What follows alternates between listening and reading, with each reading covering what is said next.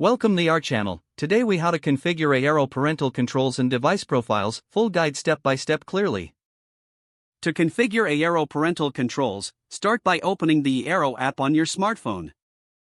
Sign in to your Eero account if prompted. Once logged in, navigate to the Family Profiles section from the main dashboard. If no profiles are created, tap on Create Profile to add a new one. Enter a name for this profile that reflects the user. Now, select the devices you want to include in this profile, and tap on Next. Once the devices are selected, tap Save to create. Next, go back to the Family Profiles screen. Select the profile you just created to access its settings.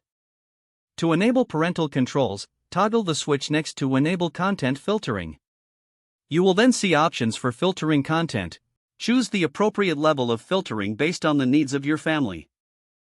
After selecting the desired filtering option, tap Save.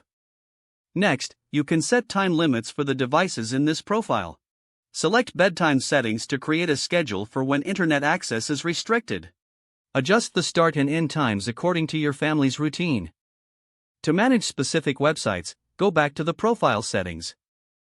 Tap on Blocked Sites to add any web addresses you want to restrict.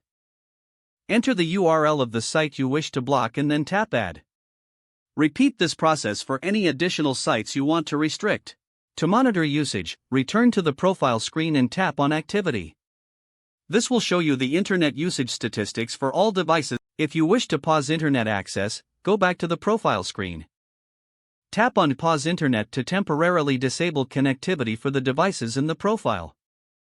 Select the duration for which you want to pause the internet and confirm your choice. You can repeat this process for other profiles and devices to ensure comprehensive control over internet access. Once you're finished, exit the app, and your parental controls will be activated. Your Eero system is now configured with tailored parental controls and device profiles. If the page does not load, refresh the browser or try again in a private or incognito window.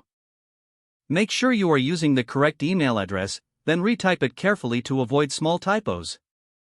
If your password is not accepted, use the reset option and create a new strong password you can remember. Check your spam folder for verification or security emails, then complete any requested confirmation steps.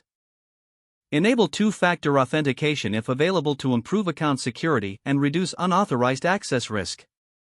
Don't forget to like this video and subscribe to our channel for more step-by-step tech guides.